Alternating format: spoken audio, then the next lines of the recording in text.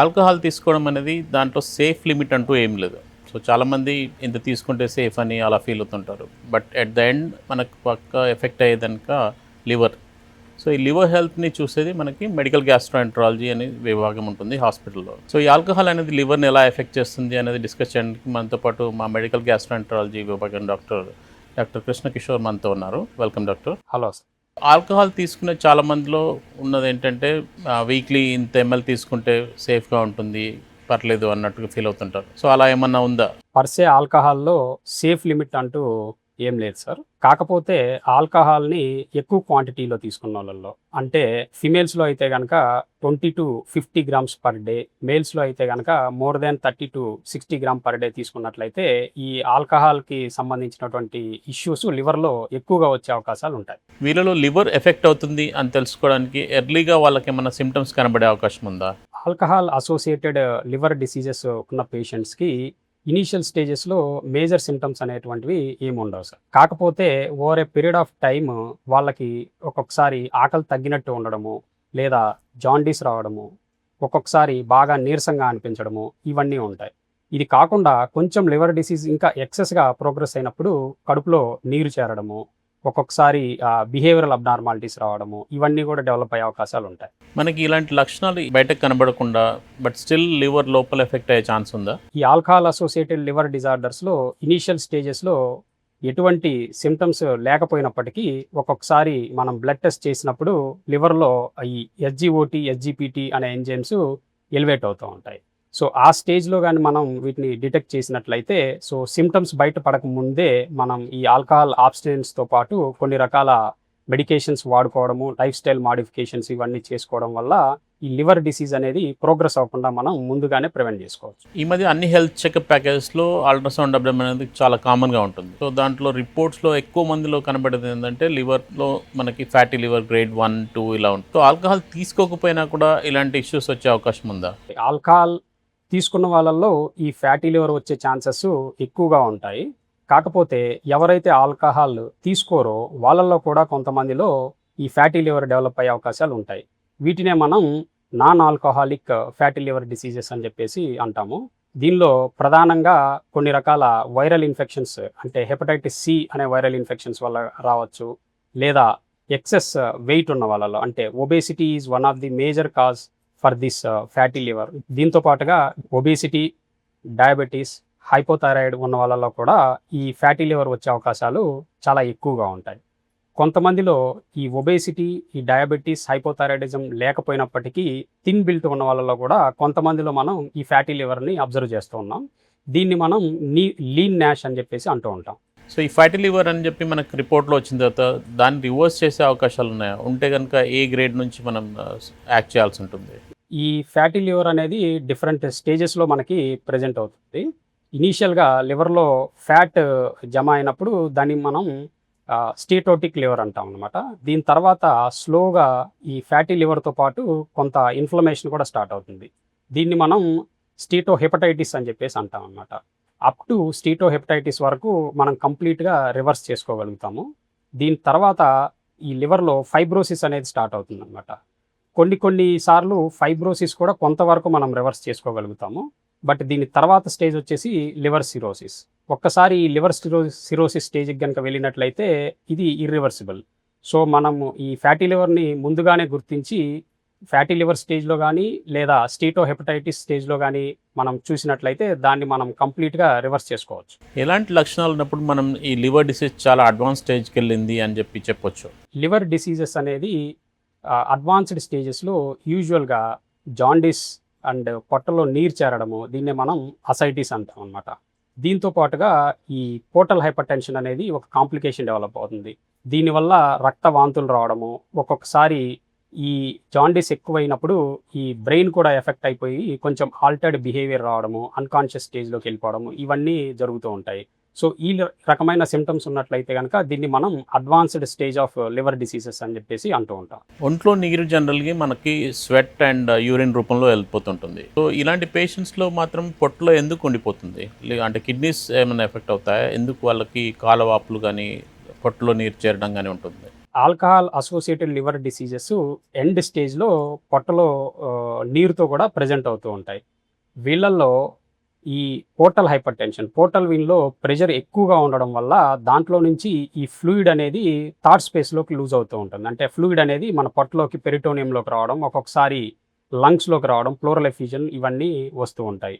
వీళ్ళల్లో ఇనీషియల్గా kidneys effect అవ్వడం వల్ల ఈ నీరు చేరకపోయినప్పటికీ ఒక్కొక్కసారి ఎక్సెస్ సాల్ట్ రిటెన్షన్ వల్ల ఈ పొట్టలో నీరు చేరడం ఇవన్నీ జరుగుతూ ఉంటాయి. ఈవెన్చువల్లీ ఈ పేషెంట్స్లో కూడా స్లోగా కిడ్నీస్కి కూడా పర్ఫ్యూజన్ తగ్గడం వల్ల కిడ్నీస్ కూడా ఎఫెక్ట్ అయ్యి ఈ ప్రాబ్లం అనేది ఇంకా ఎక్సెస్గా అయ్యే అవకాశాలు కూడా ఉంటాయి.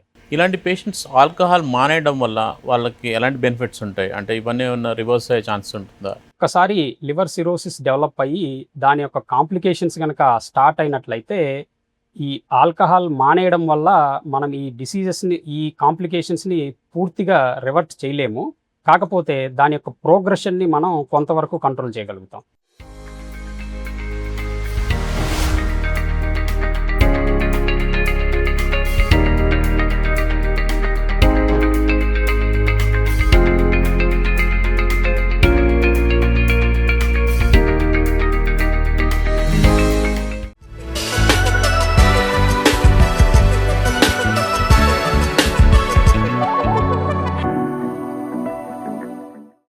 ఎవరికైనా రిస్క్ ఫ్యాక్టర్స్ ఉండి వాళ్ళు రెగ్యులర్గా ఆల్కహాల్ ఎక్కువ తీసుకునే వాళ్ళు కానీ, లేదా ఫ్యామిలీలో లివర్ ఇష్యూస్ ఉన్న వాళ్ళు కానీ, అంటే ఎంత ఫ్రీక్వెంట్గా లివర్ని చెక్ చేసుకోవాల్సి ఉంటుంది? ఎక్సెస్గా ఆల్కహాల్ తీసుకునే వాళ్ళు లేదా family history of liver disorders ఉన్నవాళ్ళు బేస్ లైన్లో ఒకసారి లివర్ ఫంక్షన్స్ చేసుకొని, బేస్ లైన్ లివర్ ఫంక్షన్స్ కనుక నార్మల్గా ఉన్నట్లయితే వాళ్ళు స్ట్రిక్ట్ ఆల్కహాల్ అబ్స్టెనెన్స్ చేస్తే సరిపోతుంది. ఒకవేళ బేస్ లైన్లోనే కనుక ఏదైనా అబ్నార్మాలిటీస్ కానీ డిటెక్ట్ అయినట్లయితే వాళ్ళ యొక్క అబ్నార్మాలిటీ ఏ గ్రేడ్లో ఉందని చూసుకొని దాన్ని బట్టి 3 to 6 months లేదా 6 months to 1 year అనేది రెగ్యులర్ చెకప్స్ అవసరమయ్యే అవకాశాలు ఉంటాయి. ఇదివరకుతో పోలిస్తే ఇప్పుడు వచ్చే పేషెంట్ పాపులేషన్ ఎలా ఉన్నారు? అంటే యంగ్స్టర్స్ కొంచెం ఏమైనా పెరుగుతున్నారా? వాళ్ళ అంటే లైఫ్ స్టైల్ మారింది, సో ఆల్కహాల్ కన్జంప్షన్ పెరిగింది.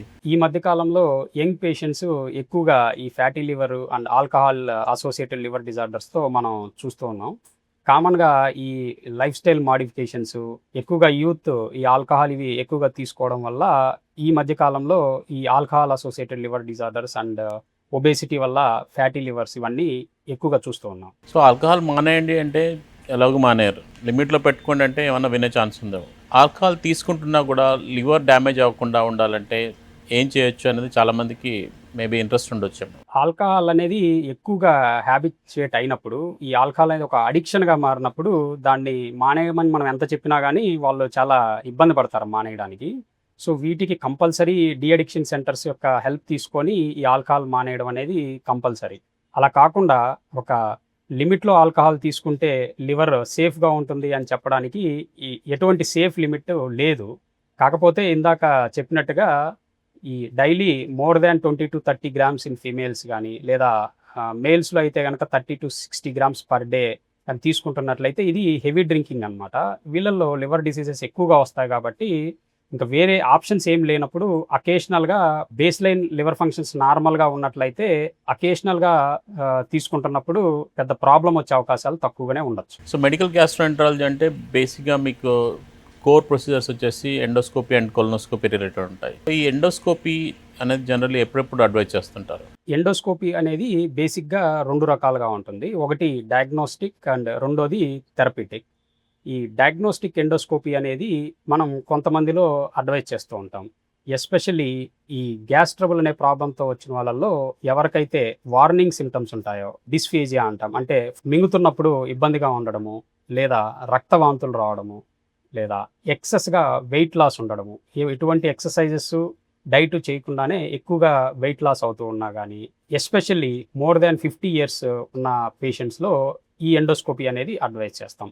వీరితో పాటుగా లాంగ్ టర్మ్గా అంటే క్రానిక్గా ఈ గ్యాస్ ట్రబుల్తో బాధపడుతూ ఉన్న వాళ్ళల్లో కూడా ఈ ఎండోస్కోపీ అనేది మనం అడ్వైజ్ చేస్తూ ఉంటాం. చాలామందికి ఏదైనా ప్రొసీజర్ సజెస్ట్ చేసినప్పుడు దానివల్ల ఏమైనా కాంప్లికేషన్స్ ఉంటాయా, లేదా నొప్పి ఏమైనా ఉంటుందా ప్రొసీజర్ చేసేటప్పుడు కానీ చేసిన తర్వాత కానీ? ఈ ఎండోస్కోపీ రిలేటెడ్ వాళ్ళకున్న క్వశ్చన్స్ కొంచెం ఆన్సర్ చేయగలుగుతారా? డయాగ్నోస్టిక్ ఎండోస్కోపీ అనేది it is a safest procedure. ఇది 5 నిమిషాల కన్నా ఎక్కువ పట్టదు. కాకపోతే ఈ ఎండోస్కోపీ చేసేటప్పుడు కొంచెం గొంతులో డిస్కంఫర్ట్ ఉండే అవకాశాలుంటాయి. అది తప్పించి వేరే మేజర్ కాంప్లికేషన్స్ ఏమీ ఉండవనమాట.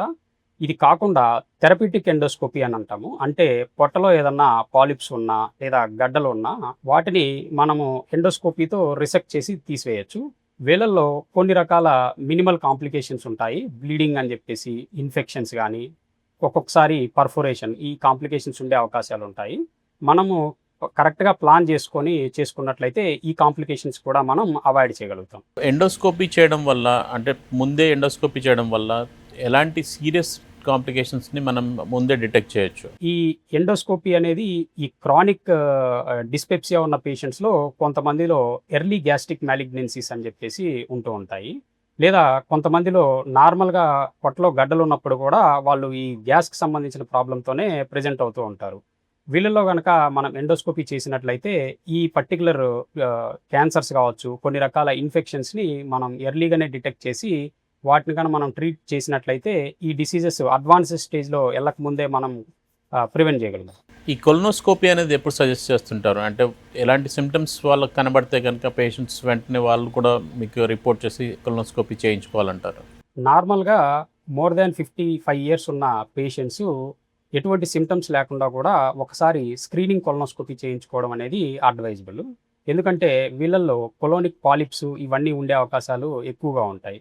సో ఈ పాలిప్స్ అనేవి ఫ్యూచర్‌లో కొలాన్ క్యాన్సర్ లాగా మారే అవకాశాలు ఉంటాయి కాబట్టి యూజువల్‌గా screening colonoscopy 55 years age and above ఉన్న వాళ్ళకి అడ్వైజ్ చేస్తూ ఉంటాము. దీంతో పాటుగా ఎవరికైనా సరే క్రానిక్ డయేరియా అంటే లాంగ్ స్టాండింగ్‌గా మోర్ దాన్ 1 మంత్ పాటు ఎక్కువగా లూజ్ మోషన్స్ అవుతూ దీనికి వేరే డిటెక్టబుల్ కాజెస్ ఏమీ మనకి కనిపెట్టలేనప్పుడు, లేదా మోషన్‌లో బ్లడ్ వస్తున్నప్పుడు, లేదా ఎక్కువగా పెయిన్ అబ్డామెన్ వస్తూ వేరే ఇమేజింగ్ టెస్టుల్లో ఏమీ డిటెక్ట్ చేయలేనప్పుడు ఈ కొలనోస్కోపీ అనేది మనం యూజువల్‌గా అడ్వైజ్ చేస్తూ ఉంటాం.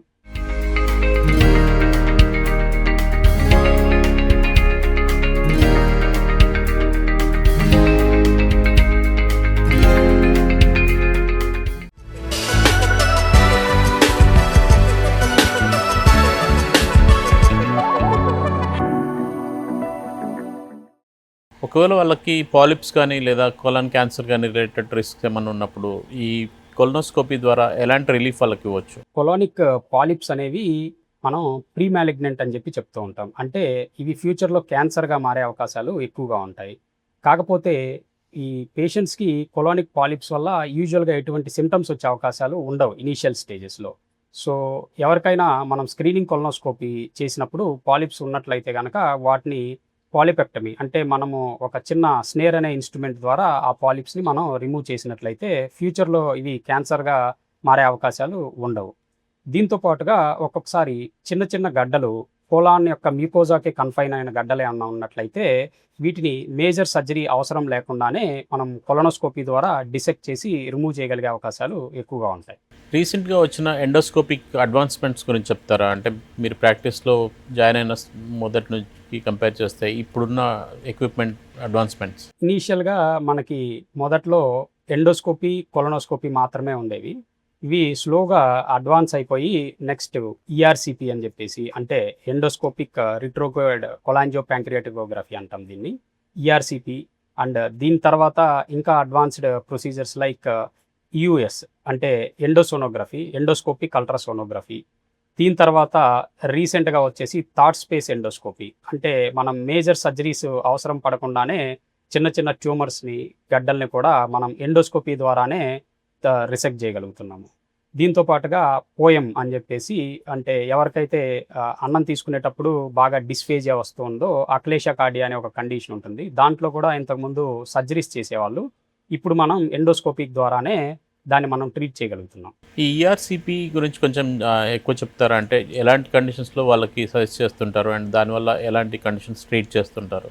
ఈఆర్‌సిపి అనేది మనం మేజర్‌గా ఈ బైల్ డక్ట్ లేదా ప్యాంక్రియాటిక్ డక్ట్ రిలేటెడ్ డిజార్డర్స్‌ని ట్రీట్ చేయడానికి యూజ్ చేస్తూ ఉంటాము. మన యూజువల్‌గా ఈ గాల్ బ్లాడర్‌లో స్టోన్స్ ఉన్నవాళ్ళు ఒక్కొక్కసారి ఈ స్టోన్ అనేది బైల్ డక్ట్‌లోకి జారిపోయి ఆ బైల్ డక్ట్‌ని బ్లాక్ చేసి పేషెంట్స్‌కి బాగా సివియర్‌గా జాండీస్ రావడము, పొట్టలో నొప్పి రావడము, ఒక్కొక్కసారి ఇది చాలా సీరియస్ అయిపోయి సివియర్ ఇన్ఫెక్షన్ లాగా కూడా మారుతూ ఉంటుంది. ఇంతకు ముందు కాలంలో మనం వీటికి సర్జరీ ద్వారానే ఆ బైల్ డక్ట్ ఓపెన్ చేసి ఆ స్టోన్స్ అన్ని రిమూవ్ చేయడం జరుగుతూ ఉండేది. ఇప్పుడు మనం సర్జరీ అవసరం లేకుండా ఎండోస్కోపీ ద్వారానే పేగులో ఎక్కడైతే ఈ బైల్ డక్ట్ ఓపెన్ అవుతుందో ఆ ఏరియాకి వెళ్ళి అక్కడి నుంచి మనం ఈ బైల్ డక్ట్‌లోకి ఎంటర్ అయ్యేసి ఈ స్టోన్స్‌ని రిమూవ్ చేయడము, లేదా ప్యాంక్రియాటిక్ డక్ట్‌లో ఏదన్నా స్టోన్స్ ఉన్నప్పుడు వీటిని రిమూవ్ చేయడం అనేది చేస్తూ ఉంటాం. దీంతో పాటుగా ఒక్కొక్కసారి ఈ బైల్ డక్ట్‌లో ఏమన్నా ట్యూమర్స్ ఉన్నా, లేదా ఈ బైల్ డక్ట్ స్ట్రిక్చర్స్ ఉన్నా కూడా మనం ఈ బైల్ డక్ట్‌లోకి ఎంటర్ అయిపోయి ఈ స్ట్రిక్చర్స్‌ని డైలేట్ చేయడము, లేదా అక్కడ మనం స్టంట్ ప్లేస్ చేసి దాన్ని బైపాస్ చేయడము, ఇవి కూడా మనం చేస్తూ ఉండొచ్చు. ఇందాక ఈయూఎస్ అన్నారు, అంటే ఎండోస్కోపిక్ అల్ట్రాసౌండ్ అని చెప్పి. దానివల్ల మీకు ఎలాంటి బెనిఫిట్ ఉంటుంది? As person who is performing the procedure వాళ్ళకి ఎలాంటి గైడెన్స్ అనేది ఎక్కువ వస్తుంది? ఈ యూఎస్ అనేది మామూలుగా మనం బయట చేసే అల్ట్రాసౌండ్ నుంచి కొంచెం డిఫరెంట్‌గా ఉంటుంది. దీంట్లో మనం కొన్ని స్పెసిఫిక్ ఏరియాస్‌ని ఇంకా ఎక్కువగా ఫోకస్ చేసి చూడొచ్చనమాట. Especially distal end of bile duct. ఈ బైల్ డక్ట్‌లో చివరి భాగం ఏదైతే ఉంటుందో అది మనం బయట నుంచి అల్ట్రాసౌండ్ చేసినప్పుడు ఒక్కొక్కసారి అది ఈ బవెల్ యొక్క గ్యాసెస్ వల్ల సరిగ్గా విజువలైజ్ చేయలేము. సో, మనం ఇది ఎండోస్కోపీ ద్వారా అల్ట్రాసౌండ్ చేసినప్పుడు ఇది లోపల నుంచి మనం విజువలైజ్ చేస్తాం కాబట్టి ఈ బైల్ డక్ట్ అనేది ప్రాపర్‌గా మనం ట్రేస్ చేయగలుగుతాం. దీంతో పాటుగా ఈ క్రానిక్ ప్యాంక్రియాటైటిస్‌లో ఈ ప్యాంక్రియాటిక్ డక్ట్ లో ఏమన్నా ఇష్యూస్ ఉన్నా, లేదా వెరీ చిన్న చిన్న లీజన్స్, వెరీ స్మాల్ లీజన్స్ అల్ట్రాసౌండ్‌లో డిటెక్ట్ చేయలేని లీజన్స్ కూడా మనం యూఎస్ ద్వారా డిటెక్ట్ చేయగలుగుతాం. సో చాలామందికి మనం సిటీ, ఎంఆర్ఐ కూడా చెప్తా ఉంటాం. వాటితో కంపేర్ చేస్తే యూఎస్ అనేది ఎలా బెనిఫిషియల్ ఉంటుంది? అది ఇంకా ఎక్కువ యాక్యురసీ ఏమైనా ఇచ్చే ఛాన్స్ ఉందా? సిటీ అండ్ ఎంఆర్ఐకి ఈ యూఎస్ అనేది రీప్లేస్మెంట్ కాదండి. ఈ సిటీ అండ్ ఎంఆర్ఐలో ఒక్కొక్కసారి కొన్ని లీజన్స్ మనం డిటెక్ట్ చేయలేనప్పుడు అలాంటి టైంలో ఈ యూఎస్ అనేది మనకి హెల్ప్ అవుతుంది.